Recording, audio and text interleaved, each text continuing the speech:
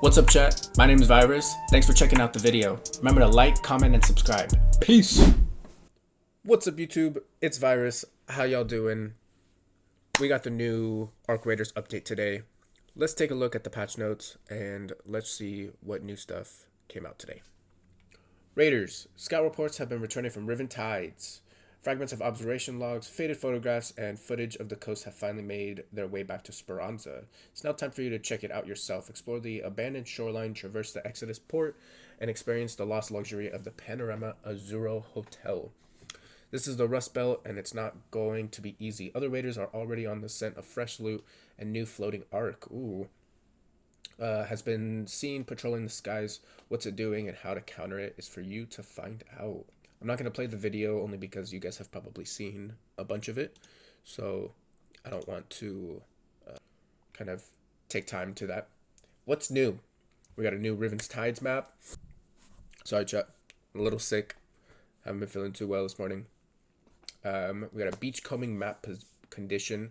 New minor map condition exclusive to Riven Tides. Search for buried treasure on the beaches of Riven Tides. Just make sure you have the right tool for the job and be prepared for the unexpected discoveries.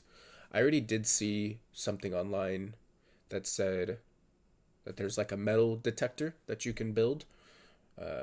New enemy, the arc turbine. We got the new expedition window.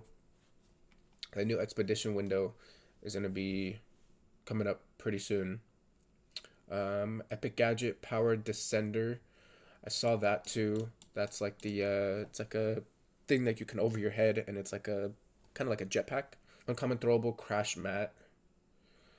Common deployable white flag, common gadget, Dockmaster's detector. Haven't seen those, but we'll jump into the game and then we'll kind of see if we can take a look at it. New player project, the Avian Alarm. Last resort event, earn merits by collecting ship models via XP across different maps to earn rewards. All these different ship models you have to collect and you gain XP.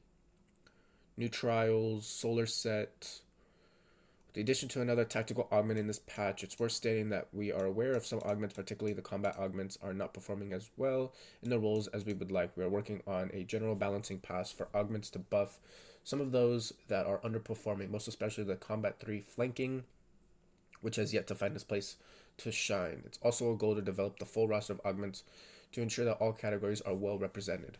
See, that is actually really nice, because right now, the only augment that really holds PvE, PvP that is really, really good is the Survivor augment. Having that augment, you're able to crawl to the hatch if you need to. And especially the other one that's really good is the combat one that has the built-in shield. That one is really good to be able to up your shield if you're trying to be frugalist with your shields and not taking a bunch of rechargers. So that's good that they're actually looking to balance some of the augments out. We got a picture of the new hotel. Kind of reminds me of like a buried city hotel. The reason that it took, I don't understand why it took them so long to release this map. Because I was watching a little bit of some streams this morning, and just looking at it, it just looks really big. Like they took parts of Dam Battlegrounds and Buried City, and then just kind of smashed them all together and made it into a Riven Tides map that has water, and that's about it. It doesn't, I don't know why it took them so long to put out a new map. I understand that, they're having they already have a bunch of different maps. And so what they're not trying to do is overload to where there's so many maps spread out that people are not loading into certain maps. So say you load into Bluegate, but Riven Tides just came out. Everybody's going to be playing Riven Tides. So Bluegate is not going to have, let's say, a full lobby, and then it kind of diminishes the point of playing the Bluegate or the other maps. So I do understand if they were kind of trying to take that route, but at the same time, it just You know, the game got boring, the game got stale. They lost a lot of player base, and all they really needed to do was just really, really push on some content. And it kind of seems like they're doing it now, but I feel like it's a little bit too much time has passed. We got a Trigger Nade nerf. Should have been done way, way, way, way long ago. Repairing and a Patina buff. Ooh. Balance change weapon economy adjustments. The weapon economy has increasingly started looking more and more unbalanced, where players engaging in heavy PvP have to make a lot of difficult decisions around their weapons, while the most friendly players have ended up in chronic state of weapon accumulation. When they say a chronic state of weapon accumulation, do they mean that the PvE and the PvP players are so distinguishedly different as far as like the weapons that they're using?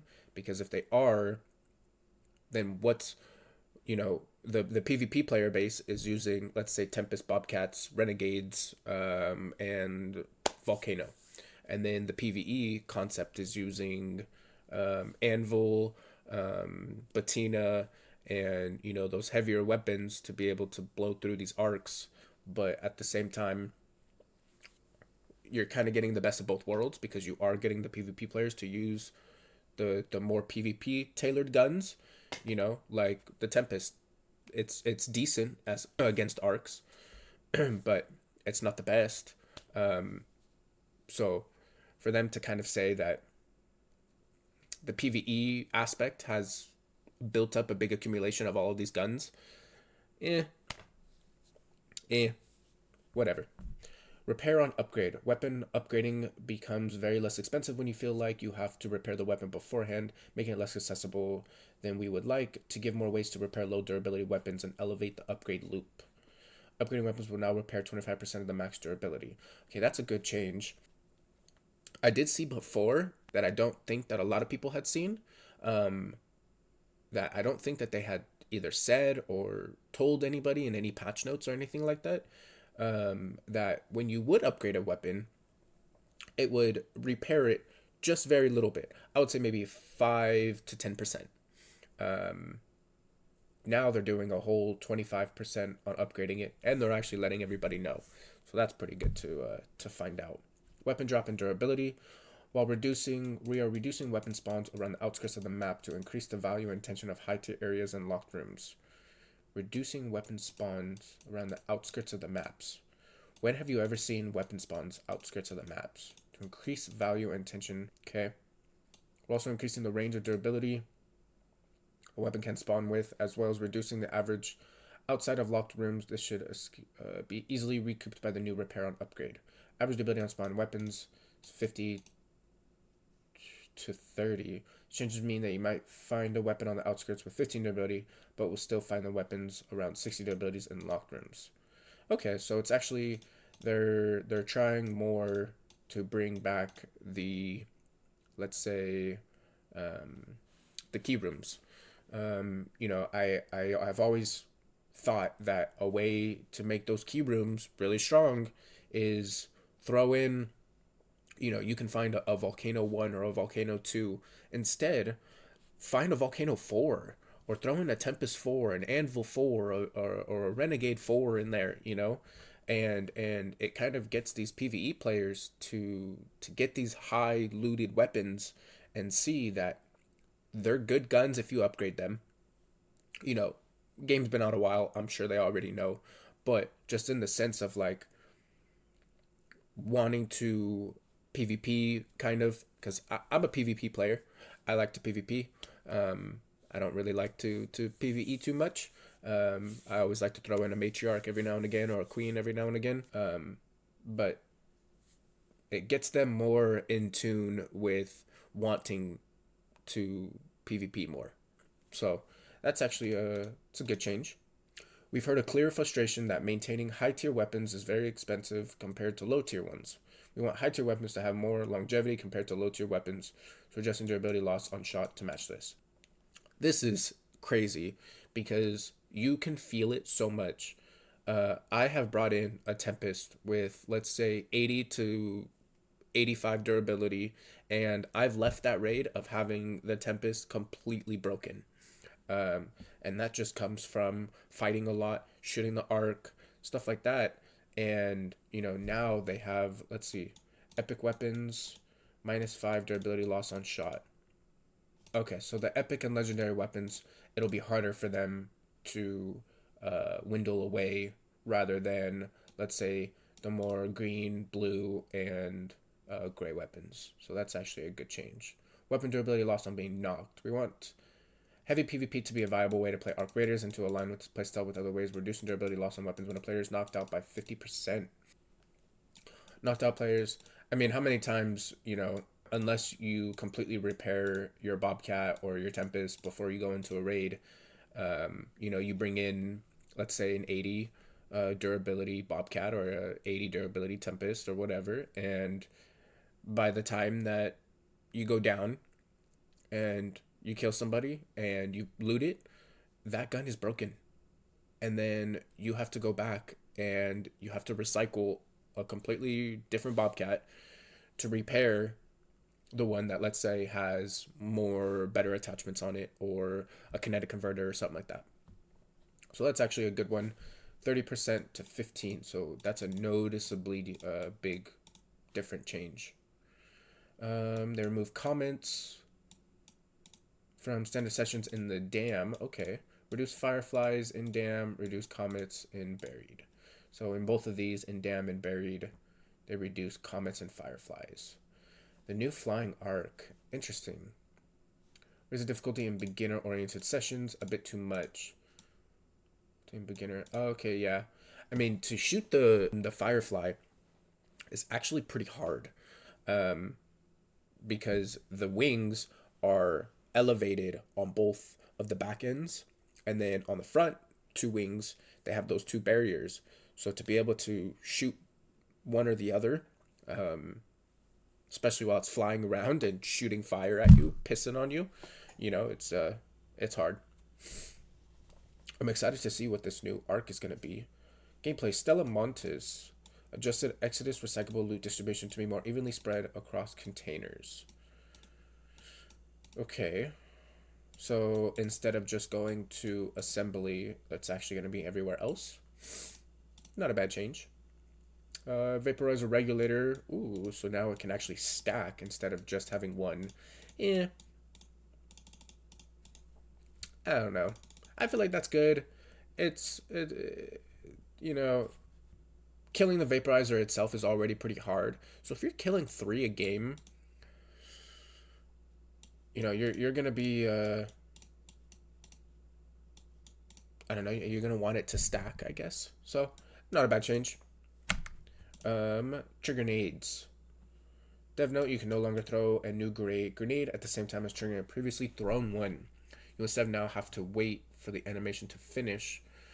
This should reduce trigger nade spam by increasing the delay between each grenade and effectively remove the ability to prematurely detonate a second grenade with the first one. Added a 1-second grenade or delay using the throw action before allowing the next throw trigger action. Not bad. Added a 1.3 second delay after using the trigger action before allowing the next. Okay. So that should did not reduce the damage. See, they just keep focusing on the time that it takes to throw each one and how much it takes before you detonate it. I've said this before in many past streams that the trigger nade should never have been a throwable. It should have been something that you hook on to the wall, almost like a mine, an explosive mine, and keep, maybe lower the sound on it, so it doesn't just keep beeping. So somebody walks through and, if you put 2 on the wall and someone walks through it, they're dead. That's not a bad way to use the trigger nades. I don't think that having them as a throwable to be able to detonate and have them do as much damage as they do is a good way of utilizing the trigger nades. I don't see it. Photoelectric cloak. Increasing weight of it from 1 to 3 bring it more in line with its rarity slash cost, increase power use rate. Oh, okay, so you can actually hold it for longer, but it weighs more. Has been quite aggressively overperforming, especially in regards with the length of time it can be activated. It still has the same strength while activated, but now you might need to find the cover sooner or think more about how you approach areas heavily contested by arc. With the vaporizer and finding the Delabra blueprint, um, so that'll be interesting to be able to use it, because I remember I had killed two people.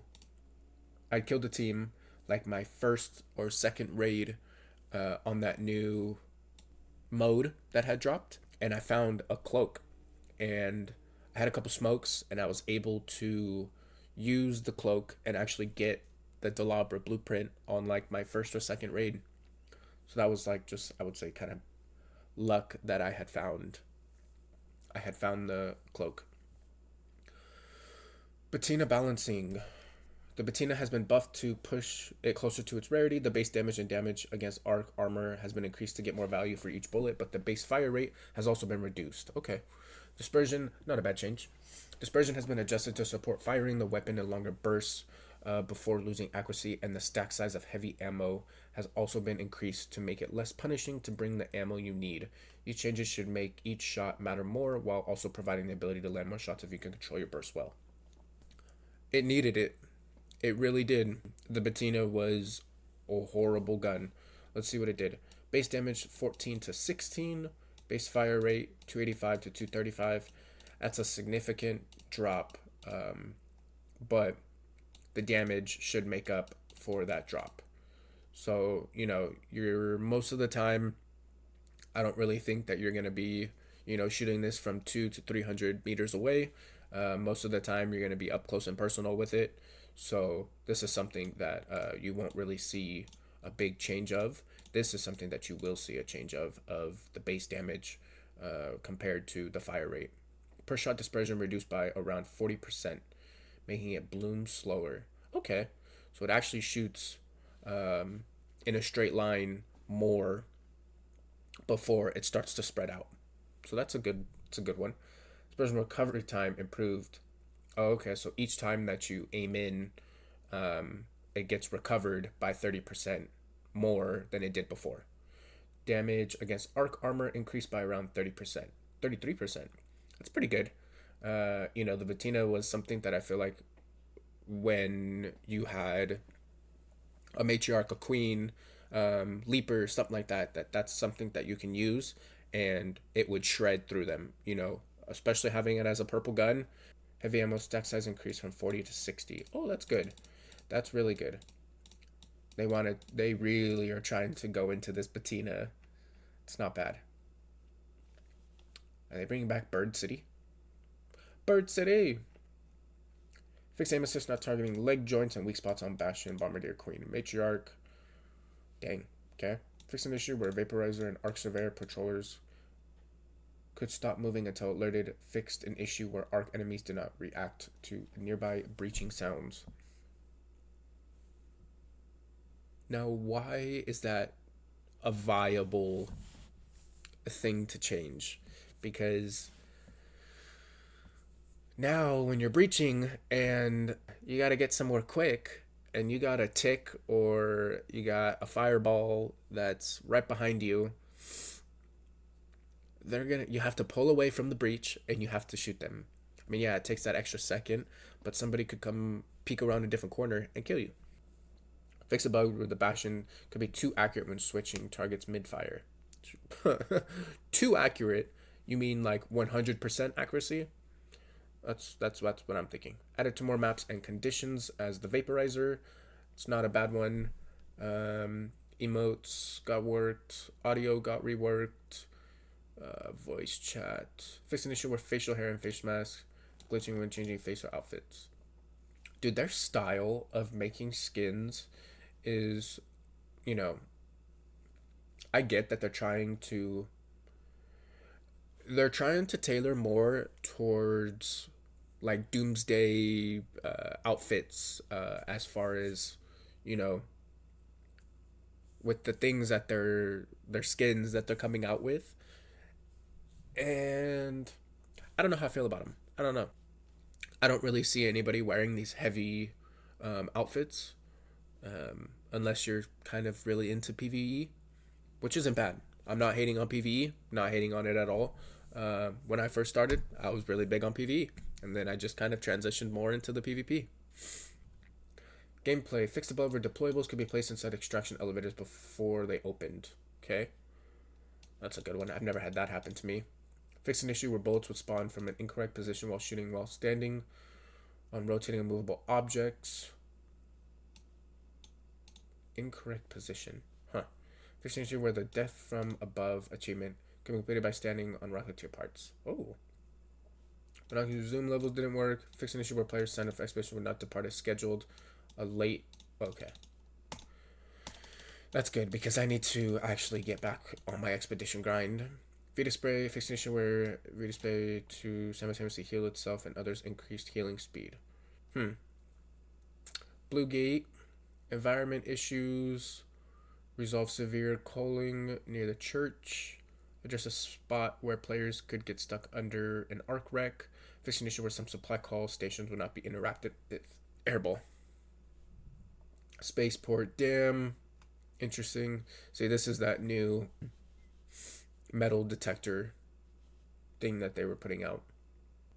See, but these are on the outskirts, and they said that the weapons on the outskirts are A, not going to be that good, and B, they're going to have low durability. So what are you really finding on, like, the beaches? Anything like that y'all can get into, and that's it. That was the patch notes for the new Arc Raiders update. A lot of changes, a lot of new things. Let's get into it. Let's get into some games and see how that goes.